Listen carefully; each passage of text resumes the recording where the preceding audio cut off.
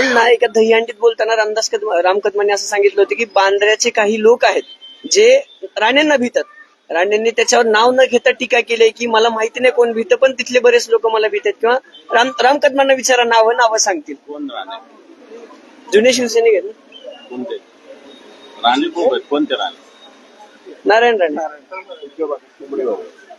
नारायण राणे आता थोडी, ज्यांनी स्वतःचा पक्ष ज्यांना गुंडाळून ठेवावा लागला ते शिवसैनिक कसे असतील? आता ज्यांनी स्वतः पक्ष स्थापन केला होता, त्यांचा पक्ष त्यांनी विसर्जित केला, ते लोक कसले शिवसैनिक आहेत? हे लोक आता भारतीय जनता पार्टीची गुलामी करण्यासाठी गेले. यांना शिवसैनिक कसं म्हणता येईल? हे गुलामी करतात. मोदी, शहा, इतर राज्यामध्ये फडणवीस यांची गुलामी करतात. हे गुलाम आहेत. कारण यांच्याविषयी फडणवीस वगैरे काय काय बोललेले सभागृहातले ते भाषण आहे का? गुलाम लोक आहेत. हे काय शिवसैनिक कुठे? राज्यात लाडकी बहीण नंतर लाडकी सून योजना आणण्याचा नवीन प्रस्ताव आहे राज्य सरकारचा. तर लाडक्या बहिणीचा पट्टा तुम्हाला जास्त बसला निवडणुकीत, सुनेचा बसण्याची शक्यता आहे. कसं बघताय? मला असं वाटतं लाडक्या बहिणी किती कमी झाल्या हे जरा बघितलं का? निवडणुकीपुरती लाडकी बहीण आणि या राज्यातल्या बहिणीवर अन्याय अत्याचार करणं, ही लाडकी बहीण यांना लकला. परंतु किती लाडक्या बहिणी इलेक्शन झाल्या 9 लाख कमी झाले, आता 26 लाख कमी करायचे आहे. आणि मंत्री राजरोसपणे म्हणतात की लाडकी बहीण योजनेमुळे राज्याचा विकास होत आहे. आणि मग ही तरी लाडकी बहीण आपण म्हणतो. मला असं वाटतं इलेक्शनच्या संदर्भात हे फंडे आहेत. एका वेळेस लोक भुलत असतात, नेहमी अशा योजनेला लोक भुलत नसतात असं मला तरी वाटतं. बच्चू कडू आज म्हणलेले आहेत की त्यांना जे 10,000 मतं मिळणार होते ते जाहीर करण्याचा त्यांना ऑफर होती, असं त्यांनी गौप्यस्फोट केलेला. आज देशामध्ये या विषयावर चर्चा होते की मतचोरीचा प्रकार हा गावोगाव झालेला आहे. आता हरियाणातल्या एका सरपंचाचं उदाहरण तर सगळ्या भारतासमोर आलेलं आहे की याला पडलेले मत दुसऱ्याला, म्हणजे मतचोरी कोणी केली होती? निवडणूक यंत्रणेतील अधिकाऱ्यांनी. आणि मग बच्चू कडू जे म्हणतात तेही सत्य आहे. आज गावगाव अशा पद्धतीनं कार्यकर्ते मतचोरीचे प्रकार समोर आणतात. आणि माझ्या माहितीप्रमाणे आज राहुल गांधी मतचोरीच्या संदर्भात 16 दिवसाची यात्रा बिहारमध्ये करतायत. आणि हा विषय एक अतिशय प्रभावीपणे जनतेसमोर आलाय. लोकशाही धोक्यात आणण्याचा हा प्रकार आहे. बच्चू कडू सारख्यांना पाडण्यासाठी भारतीय जनता पार्टीने अशा योजना, लोकसभेनंतर विधानसभेचे मतदान झालं जे 5-5 वर्षात वाढलं नाही, एवढं मतदान एवढं 3 महिन्यात वाढलं होतं. आणि त्याच्यामुळे हे तर स्पष्ट झालेलं आहे की निवडणूक आयोग भारतीय जनता पार्टीचा पटीक बनलेला आहे. मनोज जरांगे पुन्हा एकदा 29ला मोर्चा काढणार आहे मुंबईत, काय वाटतं? अजून मला मोर्चाचं फक्त वर्तमानपत्रातून ऐकलेलं आहे. परंतु विषय जो आहे माझ्या माहितीप्रमाणे सुप्रीम कोर्टामध्ये आहे. त्यांनी मोर्चा काढावा, परंतु त्यांनीच गुलाल उधळला होता. एकनाथ शिंदे वाशीच्या नाक्यावर आले होते, गावोगाव आनंद उत्सव साजरा झाला होता. त्याचं काय झालं हा प्रश्न सगळ्यात आधी एकनाथ शिंदे असो देवेंद्रजींना विचारला पाहिजे. साठी आता प्रवीण दरेकर लाड जे आहे ते तुमच्या शिवसेनेविरुद्ध लढण्यासाठी भाजपाने उद्धव केलेले आहेत. आणि ते म्हणतात की तुम्ही मराठी माणसाचा बोलका घेता, उद्धव ठाकरेचा खरा चेहरा जनतेसमोर आणण्यासाठी आम्ही लढतो. खरा म्हणजे कसा असतो? मराठी म्हणजे इतक्या दिवसानं उद्धव साहेब, अजून तुम्हाला खरा चेहरा कळाला नाही का उद्धव साहेबांचा? उद्धव साहेब या मराठी माणसासाठीच नव्हे तर हिंदुत्वासाठी लढणारे नेतृत्व आहे. एवढी तुम्ही पक्षात गद्दारी केली, एवढे लोक फोडले, इड्या पिढ्या सगळ्या लावल्या, तरी उद्धव साहेब ताटमानेनं उभेच आहे. आणि बेस्टची निवडणूक लढत असताना सरकारची यंत्रणा वापरलं जातं. मी जी माहिती घेतली, कोविडच्या वेळेचं कर्मचाऱ्यांना देण्यात येणारं अनुदान फक्त मतदार कर्मचाऱ्यांना मिळालं.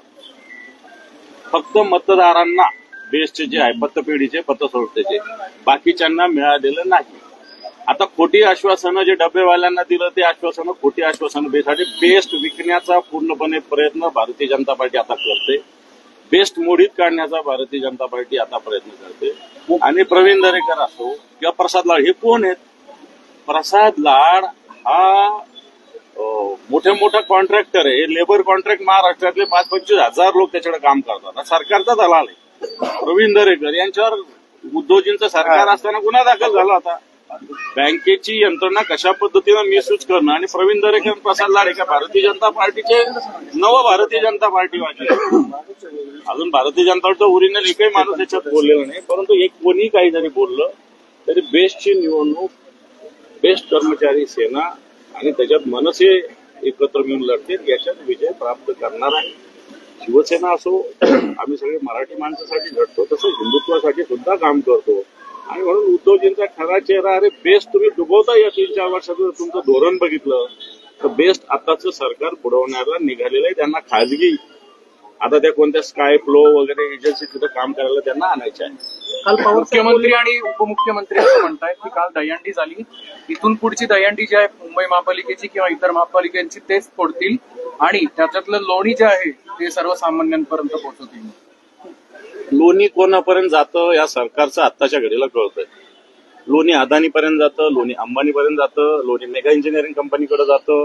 या पुण्यामध्ये सुद्धा भ्रष्टाचाराचं बरबटलेली भारतीय जनता पार्टीनं या पुण्याला लुटण्याचं काम केलंय. मुंबईमध्ये असंच काम चालू आहे. त्यामुळे लोणी तर तुमचे लोक भ्रष्टाचारात किती अडकलेले आहे. सगळे लोक बघा, तुमच्या मंत्र्याच्या घरात मोठ्या मोठ्या पैशाच्या बॅगा सापडतात. हे लोणी कोण खातंय? तुमचे मंत्री बदल्यामध्ये भ्रष्टाचार करतात. हे लोणी कोण खातंय? तुमचे मंत्री औषधाच्या खरेदीत भ्रष्टाचार करतात. हे लोणी कोण खातंय? तुमच्या मंत्र्याचं 3,000-3,500 कोटीचं L&Tला द्यायच्या ऐवजी मेगा इंजिनिअरला कॉन्ट्रॅक्ट देतं. हे लोणी कोण खातंय? आज मुंबईमध्ये रस्ते 2022 पासून रस्त्याचं काम सुरू केलं, परंतु कोणते रस्ते पूर्ण झाले नाही. या रस्त्यातलं लोणी कोण खातंय? आणि म्हणून या सगळ्या बोलण्याच्या गोष्टी आहेत, याला जनता बोलत नाही. मुंबईमध्ये मराठी माणूस दिसत नाहीये. 200 गिरण्या होत्या पण आता मराठी माणूस दिसत नाही, तिथं आता बिल्डिंग दिसत. कोण जे आहे त्या गिरण्या बंद झाल्या संपानंतर आणि आता त्या गिरण्यांचं काय स्थिती आहे? आजही गिरणी कामगारांची मुलं छोट्या छोट्या घरासाठी भांडतायत, संघर्ष करतायत. त्यांना मुंबईच्या बाहेर हाकलण्याचा या सरकारचा प्रयत्न करतो. शरद पवार साहेब म्हणले ते सत्य आहे. पालकमंत्री पदावरून मोठा वाद या ठिकाणी दिसतोय. जरी जनमत झाला असला तरी नाशिकच बघितलं तर भुजबळ आणि गिरीश महाजनांमध्ये मोठा वाद दिसतो. गिरीश महाजनांनी दावा केलाय की मीच नाशिकचा पालकमंत्री होणार. हे पहा, भारतीय जनता पार्टीचं सरकार आहे, याच्यात छगन भुजबळ असो किंवा एकनाथ शिंदे असो किंवा भरत गोगावले यांच्या सेला कोणताही अर्थ नाहीये. भारतीय जनता पार्टीने इनडायरेक्टली कोण पालकमंत्री होणार हे ध्वजारोहण, आज एकच ध्वजारोहण नाही झालं, 26 जानेवारीला झालं, 15 ऑगस्टला झालं, त्याच्या मागच्या वर्षात सुद्धा झालं, 1 मेला झालं. हे सगळं झालेलं असताना इकडे आदिती तटकरे, इकडे गिरीश महाजन हा त्यांनी मान दिलेला आहे. याचाच अर्थ इनडायरेक्ट तेच पालकमंत्री हे भारतीय जनता पार्टीनं प्रसिद्ध केलं. तेव्हा भुजबळ काय बोलतं त्याला कोणताही व्हॅल्यू नाही. भरत गोगावले काय म्हणतात त्याला बिलकुल व्हॅल्यू नाही. त्यांना वाटतं की मलाच भेटेल, दिल्ली गाठली एकनाथ शिंदेंना घेऊन. काहीही होणार नाही. रुमाल घेऊन जादू टोना करत बसा. शासकीय अधिकाऱ्यांनी सोशल मीडिया वापरला म्हणून एका तहसीलदारवर कारवाई करण्यात आली. चंद्रशेखर बावनकुळे यांनी ती कारवाई केली आहे. शासकीय अधिकाऱ्यांमध्ये भीती निर्माण झाली की मग त्यांचे वैयक्तिक अकाउंट सुद्धा वापरायचे नाहीत का? रेणापूरचे तहसीलदार आहे. मला असं वाटतं शासकीय अधिकाऱ्यांसाठी सोशल मीडिया संदर्भात माहिती देण्यासंदर्भात एक सर्व्हिस कोड आहे, त्याच्याप्रमाणे अधिकाऱ्यांनी वागलं पाहिजे असं मला तरी वाटतं.